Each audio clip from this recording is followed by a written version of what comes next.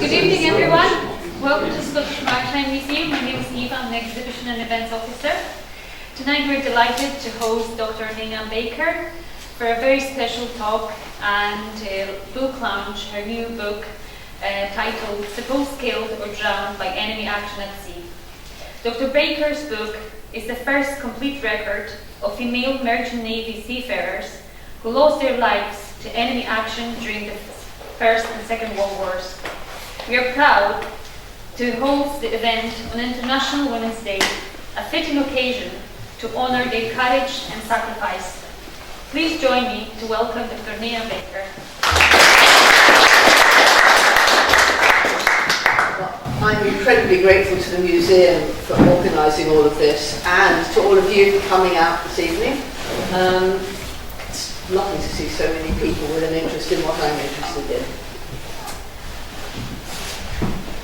So why did I write this book in the first place? Well, 1,000,000 years ago, well 50 years ago, almost exactly to the day, this was me. I was a merchant navy deck officer with BP tankers, and this photo of me pretending to use a sextant was taken on board the British Progress, that's the thing on the right, which was running backwards and forwards around the Cape to the Gulf, like people are not doing at the moment.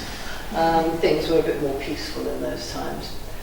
So I was a merchant navy deck officer for about 7 years. I took my second mate's certificate and then my first mate's certificate. I sailed with BP and then with a general cargo company called Billy Brothers. I got my first mate's certificate. I sailed briefly with Cable and Wireless, and then I left the sea. But you kind of never leave the sea, and maritime things have always been in the back of my mind. And these days in my dotage I'm quite involved with the local branch of the Merchant Navy Association, which is for seafarers past and present, and the Glasgow group is quite active. But in between that, a few years ago, I was a city councillor in Glasgow City Council. And every day I would go in to work in that amazing building, the City Chambers, and I would pass this. This glass case is in the entrance hall, and it has the Merchant Navy Roll of Honour in 3 books, and a little plaque up above. And we don't have a Merchant Navy memorial quite as such. The Scottish National Merchant Navy Memorial is at Leith Docks, but we have this. And after I'd been a city councillor for a little while, I was thinking, why, of all towns, all cities in Britain, it's such a maritime place, do we not mark Merchant Navy Memorial Day? And the answer is because nobody thought to do it. So I asked the Lord Provost at the time, so this was about 2012, I think, could we do this? Could we have an event with perhaps a cup of tea afterwards in the City Chambers, and mark Merchant Navy Memorial Day with some sort of modest event in front of these.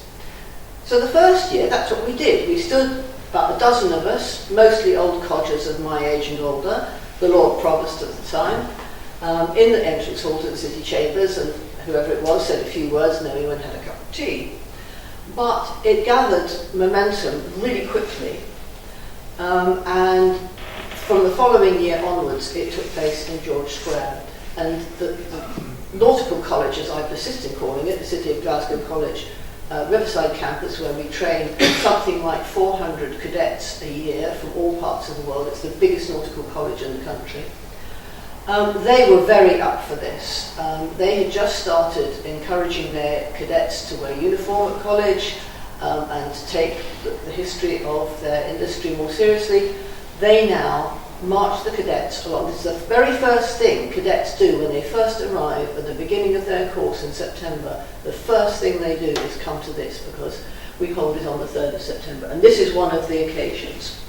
And so we parade, they bring their flags, we bring ours, we have a little service, it doesn't take long, and 2 of the cadets, typically a male cadet and a female cadet, read out a handful of names from those books. But it was, able seaman John Smith of such and such a ship died on such and such a date. We never knew anything about who any of these people were.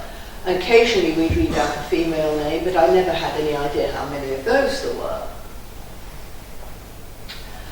So this year, when I was standing in George Square at the cathedral, actually, because George Square, of course, closed at the moment, for the normal November Remembrance Sunday, I was thinking back to September and thinking about National Merchant Navy Memorial Day, thinking, who on earth are all those people in those books? And I thought, well, it's November now.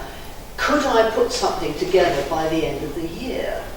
Now, books don't usually germinate that quickly, but most of the research was indeed done by the end of 2025. But as is always the case, once word gets out into your friends and colleagues who are in similar fields, more information started coming in, and in fact the book wasn't really ready to be published until February.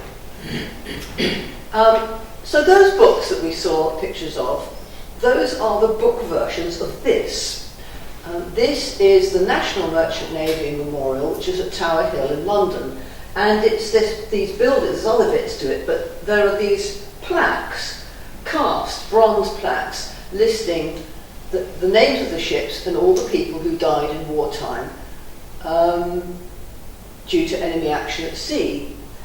And for most of the people, and there are thousands of names, for most of the people on this memorial, this is their only memorial. They, as the saying goes, they have no grave but the sea. And in fact, it's incomplete. I've boasted that this is complete. I hope it is. It may not be. It's very difficult to know about seafarers, both Royal and Merchant Navy, exactly who died when and where and how many. And if you go looking online, there is no definitive answer as to how many people died. I gave a talk about this topic not so long ago, and somebody asked me how many died. I wasn't totally sure, but I went and looked up. So in World War I, it's thought that about 45,000 Royal Navy and Wrens died.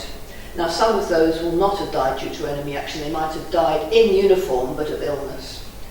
And of the Merchant Navy, it's thought 17,000 men and women died in the First World War, that from 3,000 ships.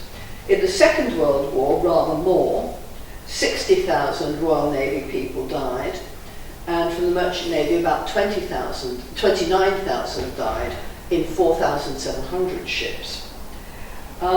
If you go to the Commonwealth War Graves Commission, they list different numbers again, rather lower numbers, and it's taken a bit of detective work to winkle out names that are not on this, not in the books, from other sources. But this was basically the starting point, so I spent some time in the city chambers leafing through those 3 books, writing down all the names. And you can't read this, but the point is just to give you an idea, an overview, and these tables are in the back of the book. This is a complete list of the 56 women, Merchant Navy women, who died in the First World War.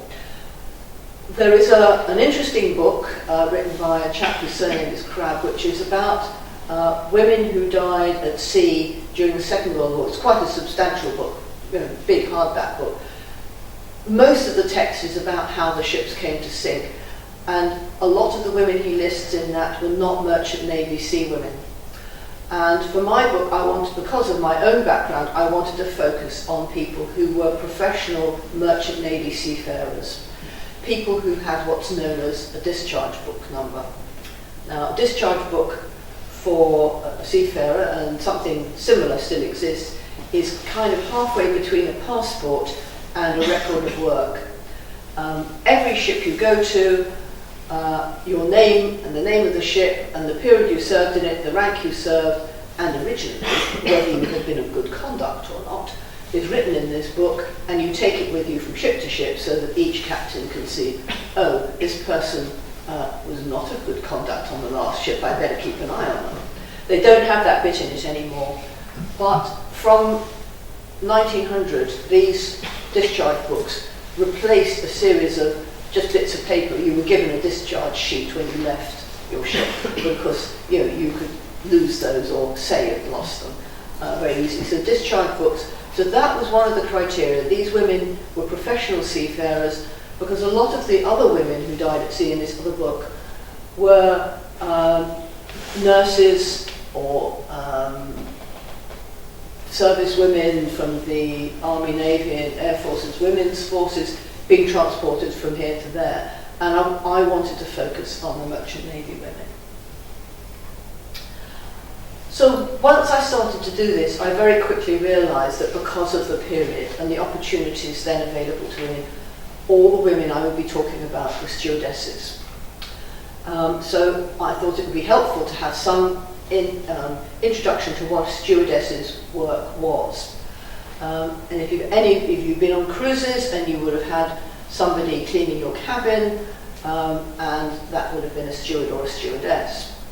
So there are very few photos. As we go through the talk, and you will see in the book, there's not many of the women for whom we have personal photos of them, because they were mostly working class women of a class that didn't get their photos taken. However, the Titanic,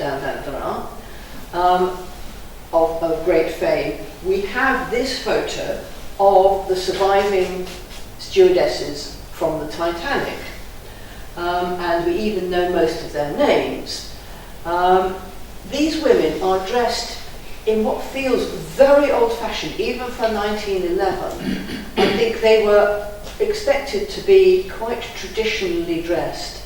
And I feel that these were undoubtedly pretty tough women. And one of them was well-known. Violet Jessop was well-known because she was then on another ship that sank.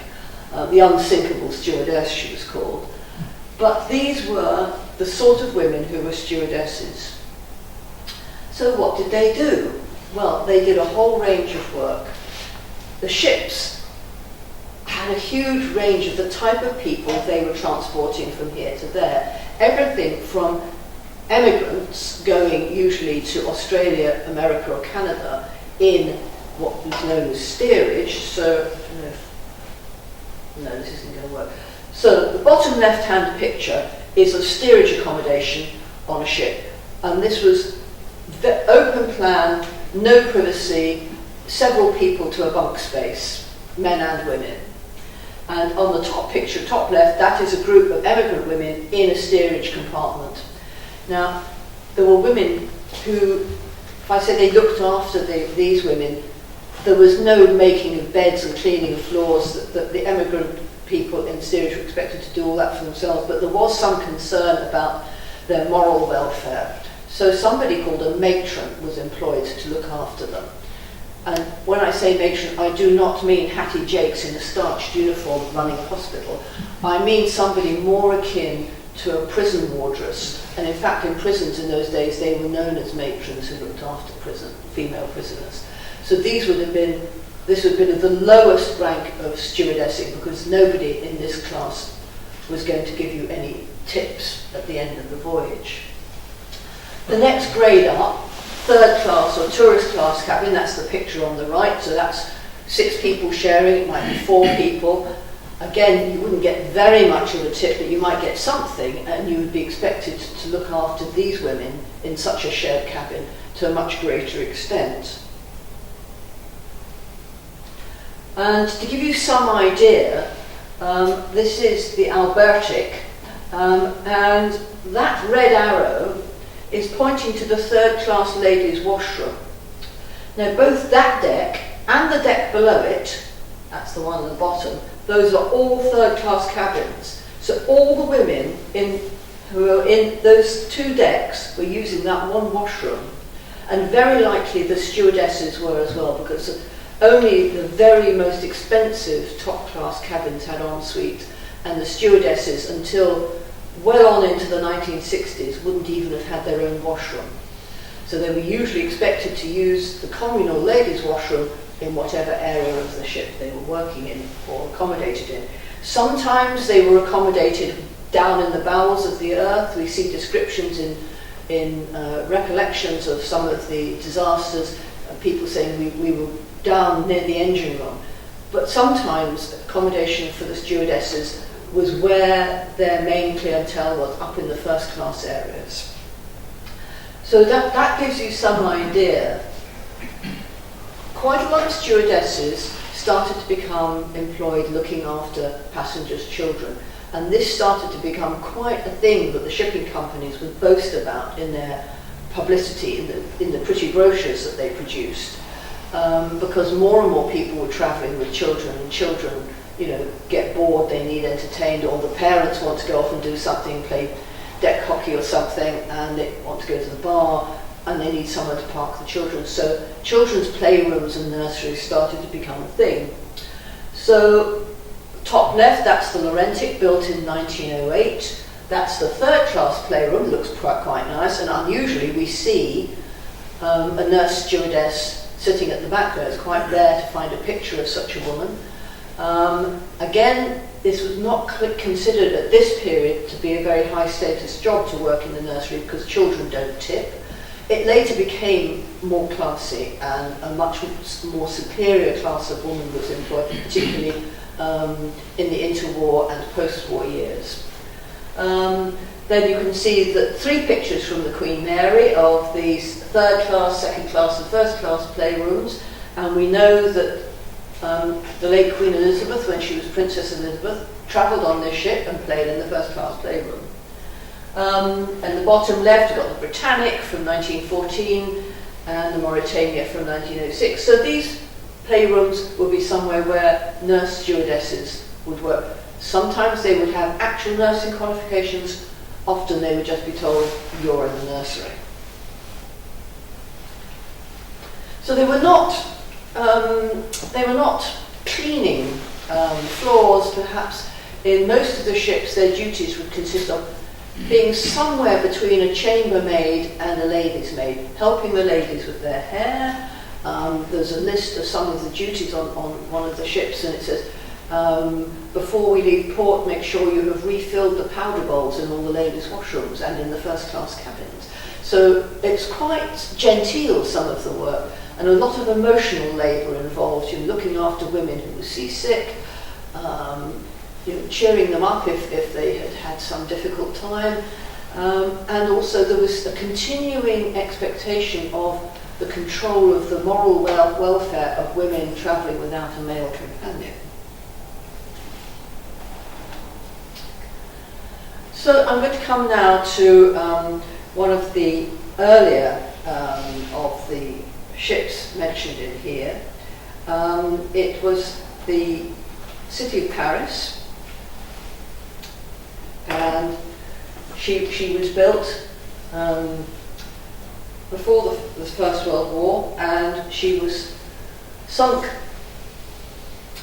Oh gosh, that's a typo. It should say 1917. Sorry.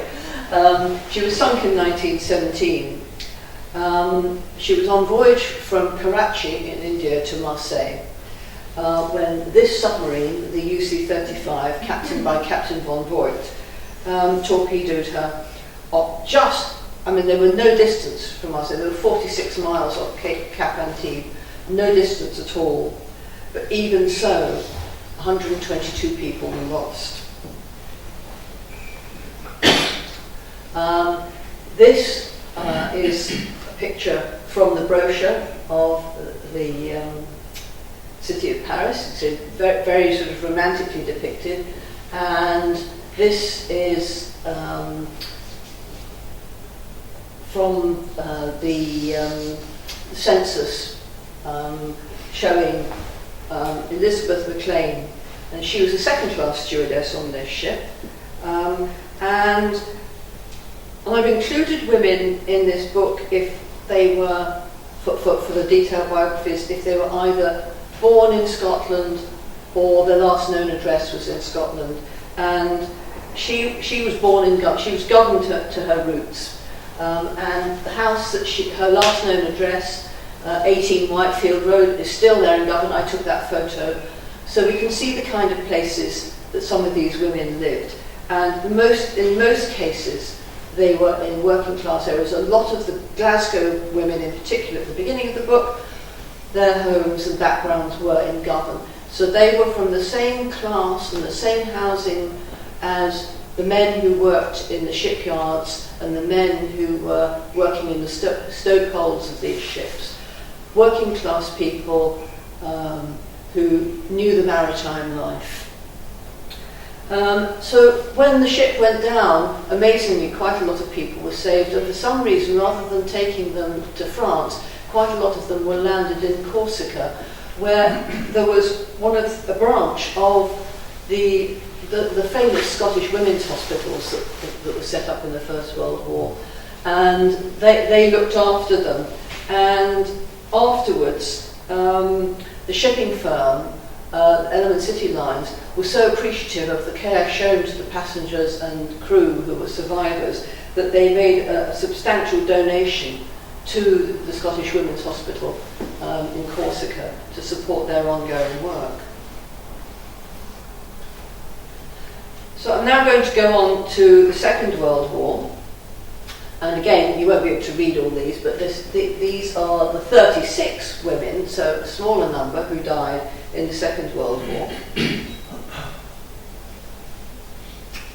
And I'm going to talk first of all about the ship called the Nankin.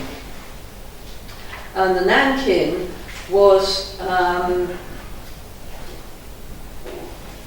Australian ship, and the woman in question was born in Glasgow but had moved to Australia some years ago. And she was called Lorraine Elizabeth Gleeson, and she was not somebody who had had a long career at sea. Most of the women in here, you will find they were at sea for many years, often after even having their children. They were leaving children behind to be cared for by their mothers and that kind of thing. And there were things in the newspaper, interviewing the bereft mum who was left with these grandchildren. Did you not ask her to stay away now that the war had come? Oh, she couldn't. The sea was her life. Absolutely. These were women who were devoted to the seafaring life. Lorraine Gleeson possibly wasn't, but her husband had joined the Australian Army, and she wanted to do her bit, and she got a job as a stewardess on the SS Nankin. At this point, in the Second World War, rather an elderly ship. And I show you the Yokohama cemetery because, unlike almost all the other women in this book, she does have a grave, and you'll see why.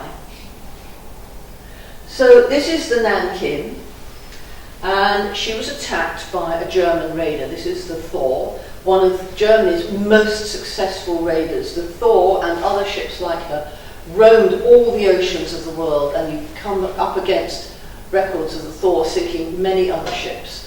They were at least as successful as many of the U-boats were. So the ship was attacked when it was en route from Australia to India, in the middle of absolutely nowhere.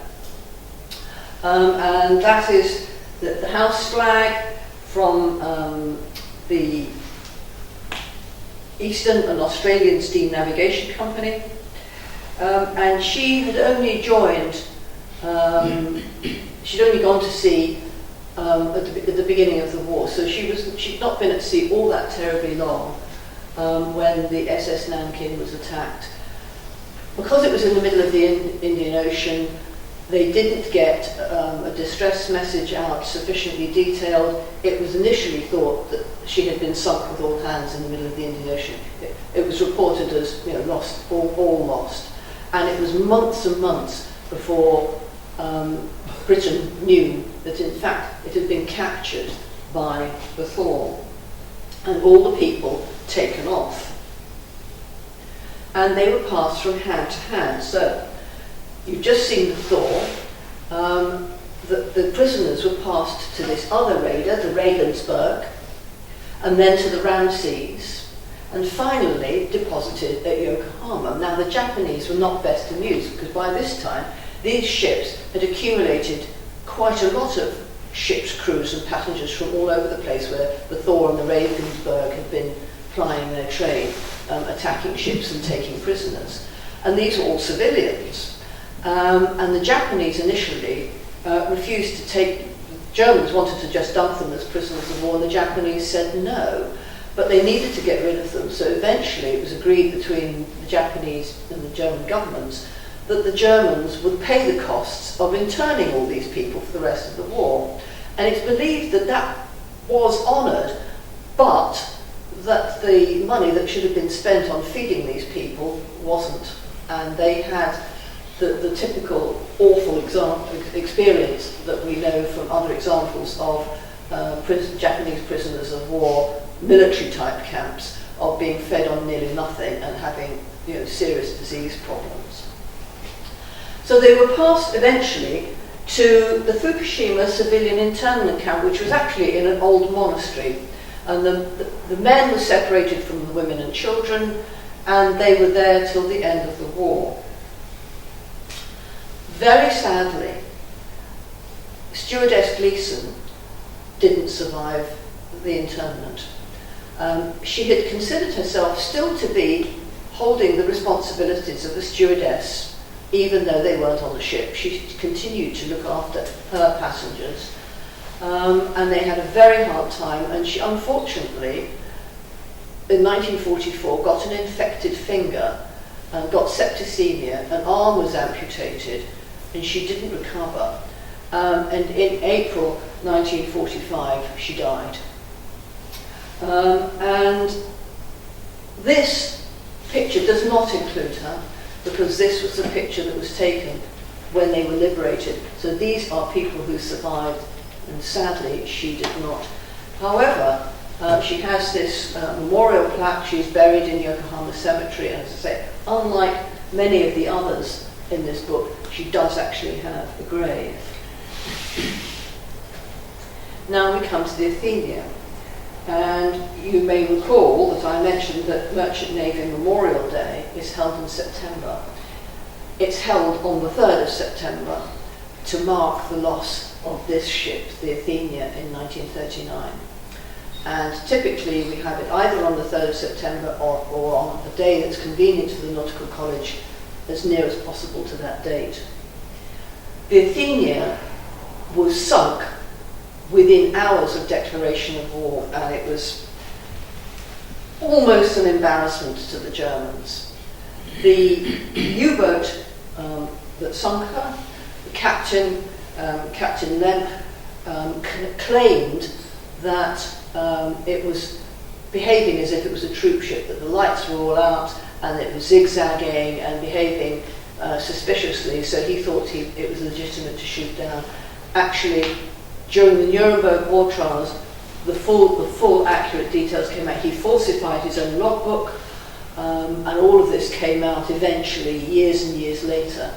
But at the time, it was a huge shock, because she was not in a convoy. There were no convoys at this point. She'd been advised not to sail, but sail she did. She started from Glasgow, then went to pick up more people in Liverpool, and then more people again in Belfast, before sailing off into the North Atlantic. And the cover of the book, that's the full image of it on the right. It's a painting done for the Illustrated London News, and I decided to expend all of £25 paying Alamy Picture Library for the right to use it on the front of the book, because I thought it was such a powerful picture of this lifeboat with the Athenia sinking in the background. There was a lot of people lost, including quite a lot of Americans, and also quite a lot of, there were a lot of Jewish refugees that were trying to get away even further from Germany than they had been. So quite a lot of people were lost. And 4 of the complement were Glasgow-based stewardesses. This is the bronze plaque from the National War Memorial at Tower Hill, showing the Athenia list. And that's the U-30, which sank the Athenia. She went on to have a bit more of a career, but she herself was sunk later on in the war. So he didn't report the sinking at all until he got back to port months and months later, weeks and weeks later, at the end of September. And to begin with, Germany denied that it had happened. And there were savage articles in the British press about it, and it was a real shock. It was a real shock in America as well, because quite a number of Americans died. So here are two of the women for whom we do have pictures. So on the left we have Mrs. Jessie Lawler, and on the right Margaret Johnston. And they were indeed Glasgow women, and I particularly like that Margaret Johnston lived in a house, in a tenement, just along the road from where I live. So that block over the shops is on Cathcart Road. It's about 10 minutes walk from my house, and it's still there. The house, the flat that Jessie Lawler lived in is still there, and it's next to the Kinning Park complex buildings, the old school buildings. And so that's still there as well. Margaret Johnston may have been a bit slightly higher class than some of the other stewardesses, because we know that she was listed on the manifest as a doctor's stewardess, which suggests that she had at least some medical experience. We don't actually know, but to some extent we're guessing. But Hannah Baird, sorry, I'll come back to Hannah Baird in a minute. So this is the Athenian, and you remember what I was saying about where stewardesses might be accommodated. That red arrow on the upper of the passenger decks shows that the stewardesses in this ship were accommodated with the first class passengers, but they would have had responsibilities. Their emergency duties, and the reason why stewardesses are disproportionately represented in the fatalities, is that their emergency duties were not to rush to the nearest lifeboat, but to go down to whichever deck their passengers were on with a checklist and check, perhaps without the benefit of electricity if it had got to that point, to check somehow or other with a torch that all their passengers for whom they were responsible were out with their life jackets. So that's why quite a lot of them were lost, because they went, instead of going up to save themselves the lifeboat, they were going down to save other people, to get them to the lifeboats. So that's the cross-section of the Athenia, so that you can see that the lifeboats are all on the top in the usual way, and there's quite a lot of decks they might have to go down to make sure that the passengers for whom they were responsible were out. There was a lot of anger, as I say, in the press about this. It was it continued to be really, I won't say exploited by the press, but it was something that caught the public imagination, because it happened literally within hours of declaration of war. And that's where the ship went down. Considering how far out in the Atlantic she was, lucky anybody survived, really. And quite a lot of the corpses that were retrieved are buried in Ireland. Quite recently, that was 9 years ago, somebody found what they think may be the wreck. However, in the way that these things go, completely by chance, on Facebook I happened to see that somebody had been to the Governor Lindhouse Parish Church, which is the big church at Govan Cross, and seen this memorial plaque. Now you won't be able to read what it says, so I'll tell you. It says, "To the glory of God and in grateful memory of Alison Thornton Harrow, John Robertson, Robert McConaughey, John Dickey, Daniel Mackenzie, James Halbert, Robert Wood Robertson, who gave their lives in the Second World War." It doesn't say what any of them did. I know that Harrow was one of these four stewardesses, and she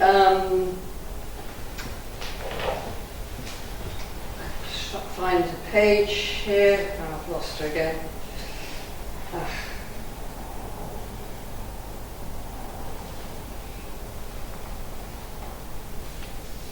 So Alison Thornton Harrower, she was actually born in Dundee, but I included her in the Glasgow section because her last known address was in Govan, a building that is still there.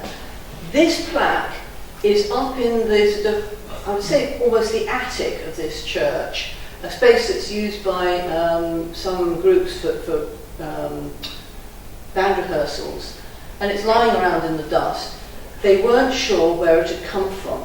We now think, because the charming young woman who is the chair of the church's fabric committee is responsible for the upkeep of the building.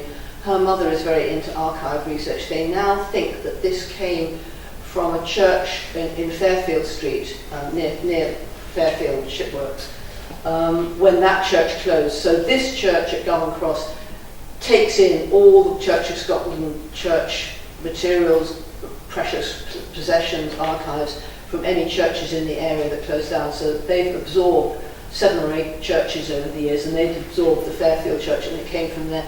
I have asked them if they would consider putting it up in the church proper with the other war memorials from the other churches, and I think that is eventually going to happen. However, remember I mentioned Hannah Baird. Hannah Baird is in this book because she was a Glasgow woman, and she was born in Milton in the north of Glasgow, and she's definitely another working class woman. Her husband was a house painter, and she went to sea, and she'd been at sea since 1928, and towards the end of her life, after her husband died, 2 of her daughters went to Canada, emigrated to Canada, and she went to live with them. So at the time she was sailing backwards and forwards between Glasgow and Canada, her last known address was actually in Canada, and for that reason the Canadians claimed them as one of hers. And they have what nowhere else in the world has, which is a memorial dedicated to Canadian merchant navy women who died in the time of war. And it's actually a bandstand, and this is the plaque of that bandstand, and Hannah Baird is one of those women. I haven't included any of the others because none of the other Canadians, they might have well have had Scottish connections, in Canada, but they turned out not to. But she's claimed by both, and in some ways Lorraine Gleeson, who's buried in Yokohama, is claimed by the Australians, although there's no evidence that she was an Australian citizen as such. But I claim her as Scottish because she was born here. But it was amazing. I'd actually had the first, so this is my proof copy, the first copy I had printed. That picture isn't in this one I'm holding, it's in the ones you're buying. So I had to quick. One of the great things about self-publishing is you can change anything on the drop of a sixpence, and then anything you're printed after that, you get the changes. So I was able to include it at the absolutely very last moment, which was really nice. And now I come to the Elysia, which is an extraordinary story. And I think in some ways this is the standout story because we know more about the woman who died on board the Elysia than we do about almost all the others. So she was a woman called Catherine McWatt Armstrong, also born in Govan, and her seafaring career started in 1922, working for Anchor Donaldson's. And this is one of Anchor Line's ships, the Elysia, from another one of these very romantic brochures. And the Elysia was attacked in June 1942 by 2 Japanese ocean raiders, these 2 ships, the Ikoku Maru and the Hokoku Maru. They were both converted merchant ships. They were armed merchant cruisers. And they were in this dazzle camouflage. And I'd written up that I got as far as the last sentence of her entry was basically, it was sunk on the 5th of June by these 2 Japanese surface raiders 350 miles east-northeast of Durban, which is that map there. And then just as I was finishing, my very good friend Jo Stanley, who is the expert in the history of women at sea. She's written several books and just published a new book on the history of women at sea. She had been doing some research of her own and happened to find an article published in an Australian newspaper, to the best of my knowledge, not published anywhere else, about Catherine Armstrong.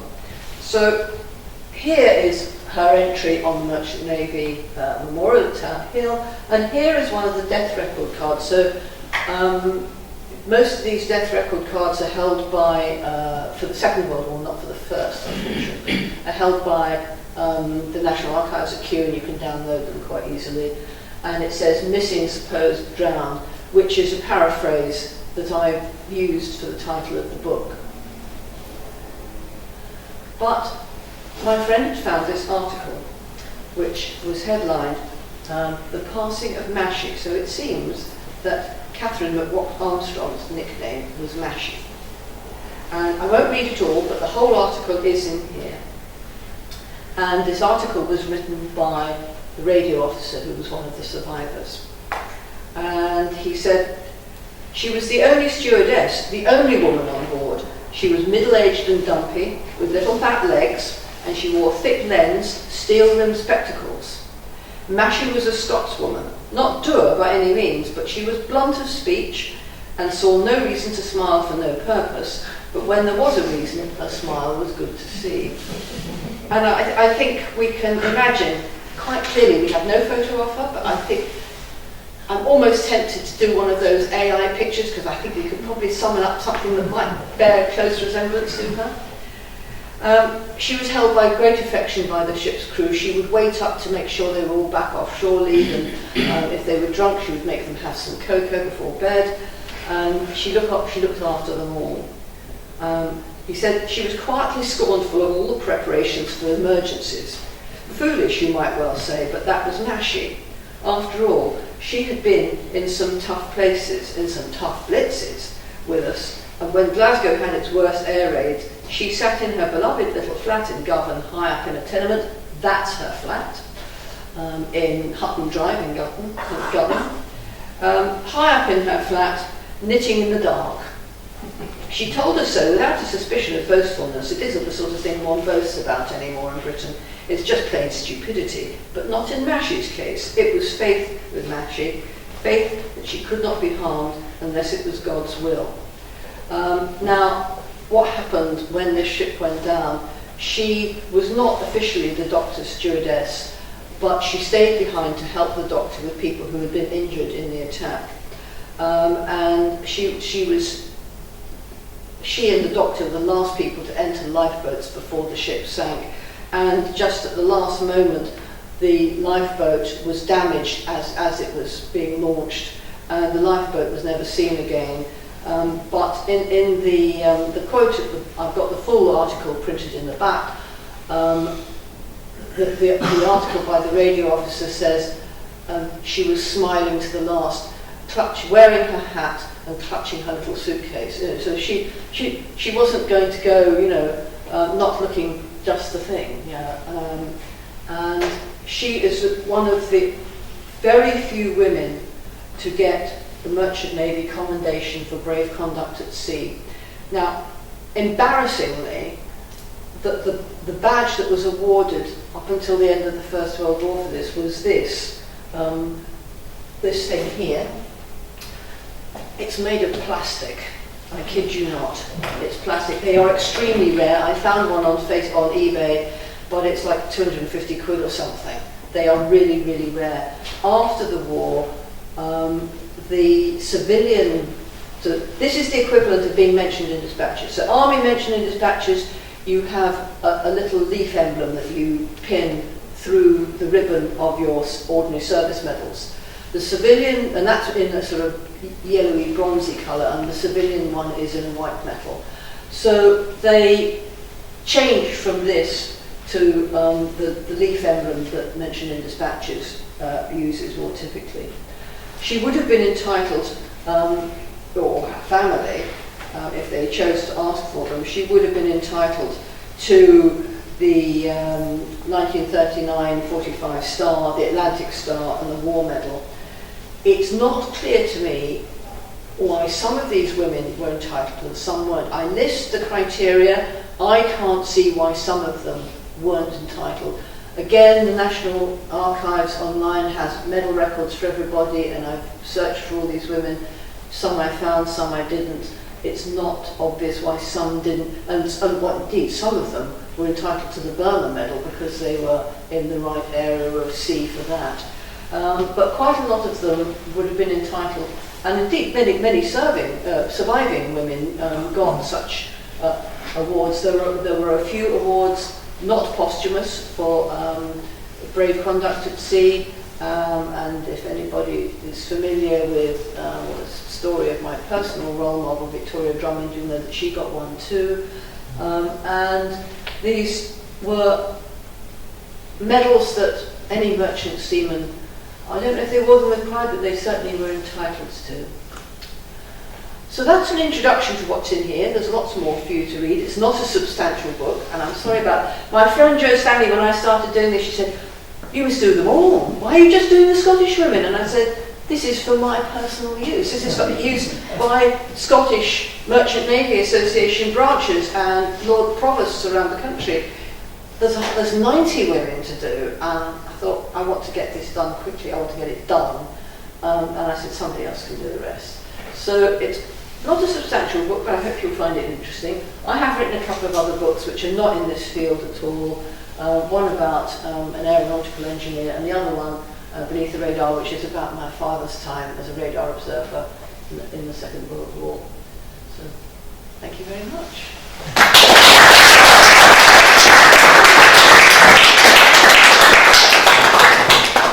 Thank you very much.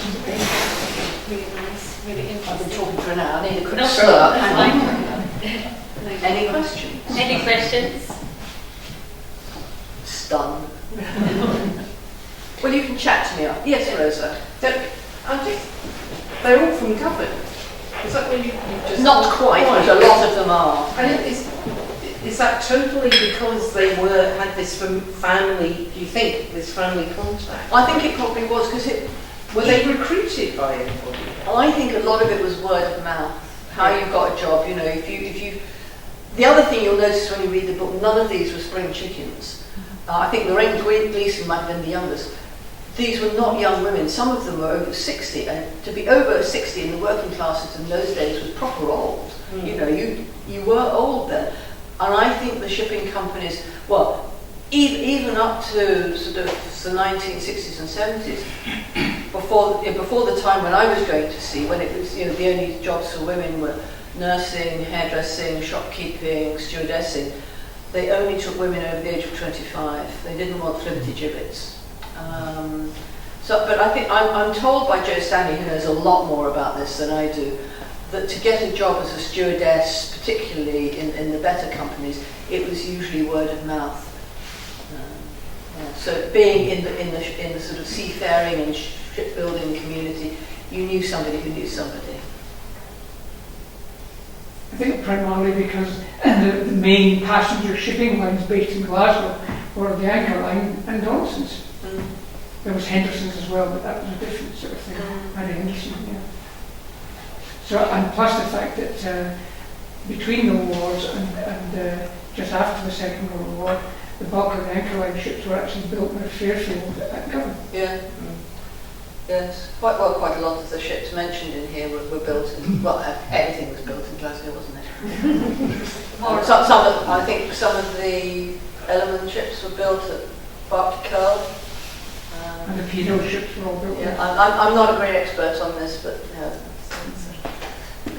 yes. I was thinking about the pay rates and so on, first of all with the stewardesses, and then comparing them with the male stewards. I guess there were remarkably differences. Remarkably the pay rate was the same, and it's not quite clear why.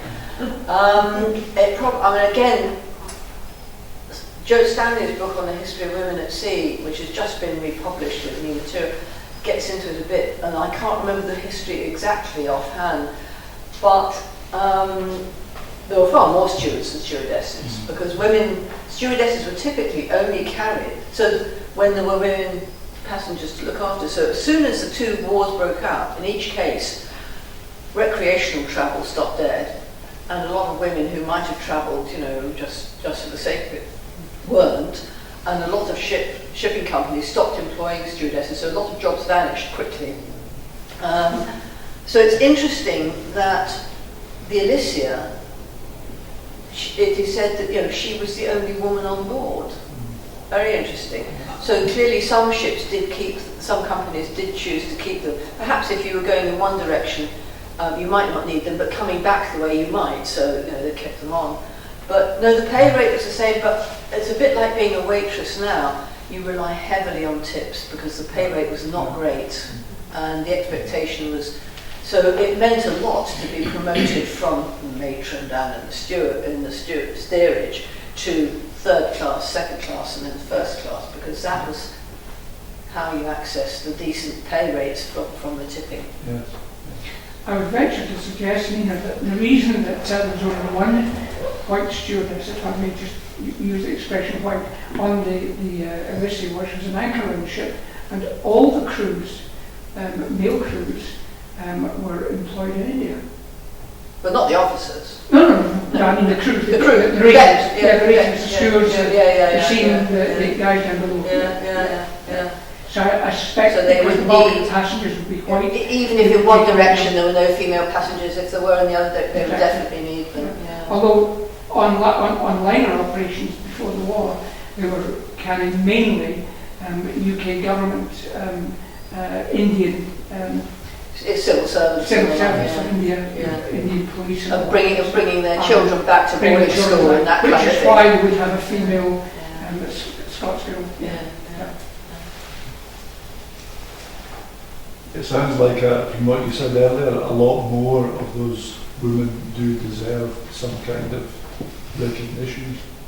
Well, I hope this makes it possible. So some of the other I just women. wonder what the mechanism is to sort of. Well, the Start mechanism is that Yeah. something like this enables local groups to make sure that they're on local war memorials. So, for instance, Lorraine Gleeson, a Scotswoman, and she has this grave in Yokohama, but she wasn't on the Scottish National Roll of Honour held at Edinburgh Castle, but now is.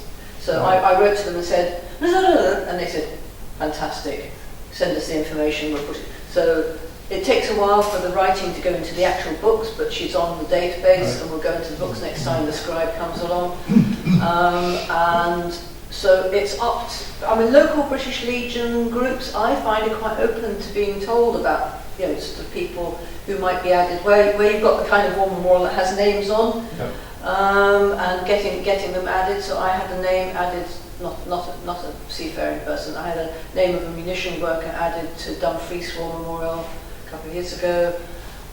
So recognition that way, and just, local areas thinking, well, actually, in Ullapool,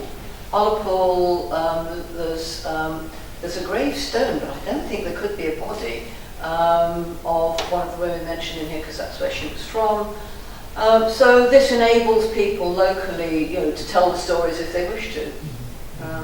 And say that there are there's 90 all up if somebody cares to pick up the English ones. I've got one question. Yeah. You have mentioned one stewardess or a medical staff on Titanic. She was called Unsinkable. Yeah, Violet Jessup. Yeah. Oh, yeah. Why she was called Unsinkable? Because she was on another, and she survived another sinking later on. All right. Yeah. Okay. In fact, I know somebody who's a bit like that, and arguably you could say is a bit of a journey. A colleague that I sailed with twice, and we did some training ashore together as well. He was on a round-the-world trip with his family as a boy, and their yacht was sunk, and then later on when he was working with BP, he was on a ship that sank. So these things happen, yeah. Worst things happen at sea, as the saying has it. It was actually, the first accident was a collision on the Olympic, which severely damaged the Olympic, with the result that she actually was sent back to Belfast whilst the Titanic was fitting out. And there is a story, is the accident caused severe damage to one of the propellers on the Olympic, and they took one of the propellers off the Titanic, which is why there's a bit of a story about finding a strange propeller on the Titanic. Has that generated myths and All conspiracies? sorts of myths. Okay. When you say ship second sinking. Yeah. Any more questions? No. Well, thank you very much. Well, thank you thank very you. much for joining us this evening. Yeah.